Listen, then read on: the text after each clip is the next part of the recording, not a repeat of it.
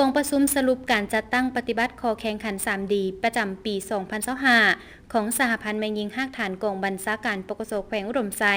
เปิดขึ้นอย่างเป็นทางการในตอนเช้าวันที่ 7 พฤศจิกายน 2025 อยู่ที่สโมสรปกสแขวงโดยการเป็นประธานของสหายพันโทนางเวียนไซหงดาราประธานสหพันธ์แม่หญิงฮักฐานปกสแขวงเป็นเกียรติเข้าร่วมในครั้งนี้มีสหายนางบัวบนสวรรค์สยบุตรศรีห้องประธานคณะบริหารงานสหพันธ์แม่หญิงแขวง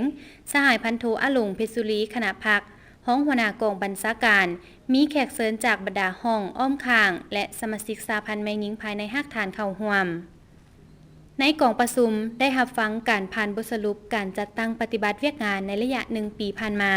ซึ่งสมาชิกสหพันธ์แม่หญิงแต่ละสหายได้ถือเอาเวียกงานศึกษาอบรมการเมืองแนวคิดเป็นหลักโดยติดพันกับเวียกงานวิชาเฉพาะของตนเต้าโฮมความสามัคคีในทันแถวพนักงานสมาชิกสหพันธ์แม่หญิงอย่างแน่นแฟ้นปฏิบัติหน้าที่ในการเป็นตัวแทนแห่งการปกป้องและรักษาความสงบปลอดภัยรอบด้านในทุกขงเขตที่ขึ้นกับความรับผิดชอบของตนเป็นต้นแมนเอาใจใส่ป้องกันเวรยามตามจุดที่ตั้งสำคัญสำนักงานองค์การการป้องกันกองประชุมป้องกันผู้นำภาครัฐงานบุญสำคัญต่างๆของพรรคของชาติ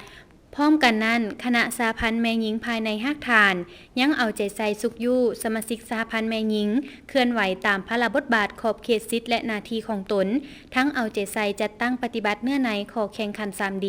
การจัดตั้งกองทุนพัฒนาแม่หญิงเพื่อช่วยเหลือซึ่งกันและกันก้าวไปสู่การแก้ไขความทุกข์ยากเทอละก้าวซึ่งภายในฮักฐานมีสมาชิกกองทุนทั้งหมด470สหายมีเงินกองทุนทั้งหมด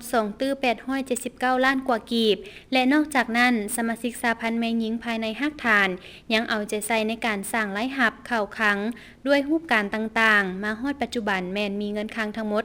100 ล้านกว่ากีบโตกับผลงานดังกล่าวจึงเฮ็ดให้สหพันธ์แม่หญิงฮักฐานกองบัญชาการปกสแขวงอุดมไซได้รับใบยั่งยืนเป็นหลักฐานสหพันธ์แม่หญิง 3D ประจำปี 2025 จากคณะประธานสหพันธ์แม่หญิงแขวงพร้อมทั้งผ่านทิศทางแผนการในการจัดตั้งปฏิบัติเงื่อนในขอแข่งขัน 3D ประจำปี 2026 ตอนท้ายของกองประชุมสหายนางบัวบนสวรรค์สยบุตรศรีห้องประธานคณะบริหารงานสหพันธ์แม่หญิงแขวงได้โอ้ลมและให้ทิศชี้นำต่อสมาชิกสหพันธ์แม่หญิงภายในฮักฐานเติมอีก